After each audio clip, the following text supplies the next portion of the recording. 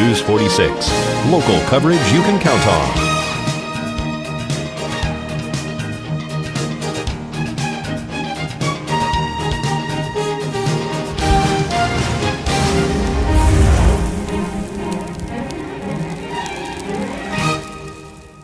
At Healthcare Partners Medical Group, our mission is to provide the highest quality of healthcare to each and every patient. With 5 locations in Pahrump, we are local doctors you know and trust. We want to thank you for choosing us. Quality care starts here.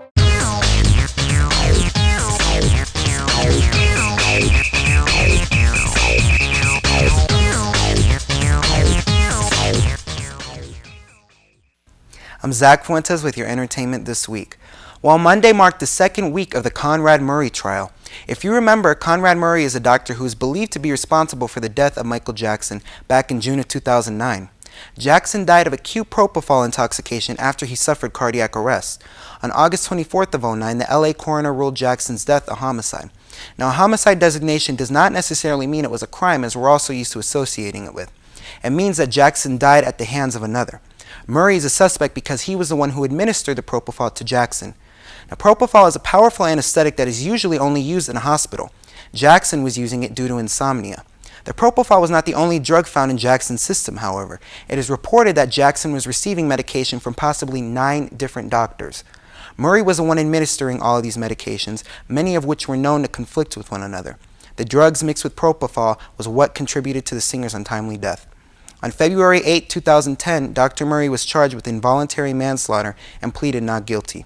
The trial has so far seen testimonies from members of Jackson's entourage and doctors from the ER room that paramedics took Jackson to. Jackson's family has been present at some of the trial dates, but it is still unsure if any of them, specifically his children, who were there at the time of his death, will testify. Dr. Conrad Murray was a cardiologist in Las Vegas before becoming Jackson's personal physician a few weeks before Michael Jackson's death. Well, on Monday, the Lost Hills Police Department responded to a call that a 20-year-old who was driving on a suspended license took out a stop sign and crashed into a light pole and a fence of a residence in a gated neighborhood in Hidden Hills, California. That residence belonged to none other than country singer LeAnn Rimes, who fortunately was in North Carolina at the time. The police say that the driver did appear to be under the influence, but cannot confirm it until toxicology results are returned. Rimes went on her Twitter account and said, quote, "To address the accident that happened in front of our home this morning, everyone is okay and safe. However, if drunk driving was involved, it is terribly sad. My family could have been seriously injured, and any situation where someone is drinking and driving should not be taken lightly.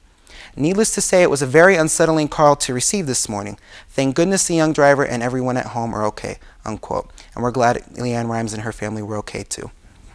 Well, I don't usually do these kind of things where stuff hasn't been confirmed because I try to avoid being like a tabloid sort of thing.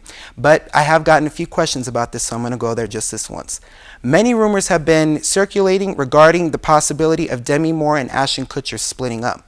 It was reported that Kutcher was cheating on Demi Moore with a 23-year-old female and that the couple had been living apart for months now.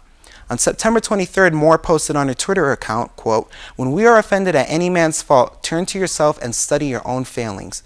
Then you will forget your own anger," unquote. However, Kutcher tweeted a link to the Public Enemy song, quote, "Don't believe the hype," unquote. You may interpret those comments any way you like, but I'm just letting you know that nothing has been officially confirmed or denied regarding the issue as of yet. Well, last week it was a lion that was keeping the Brad Pitt film Moneyball from taking the top spot at the box office, but this week it was a dolphin. Dolphin Tale took the #1 spot, bringing in $14.2 million this weekend.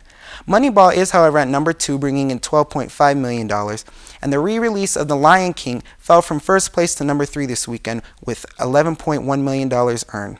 Comedy film 50/50 was at 4th place, bringing in $8.9 million, and at number 5 was the drama Courageous, which generated $8.8 million, which may seem like a small number compared to what the other films I just mentioned earned, but considering the fact that it cost $2 million to make, I think the filmmakers made a decent profit. I'm Zach Fuentes, and that was your entertainment this week.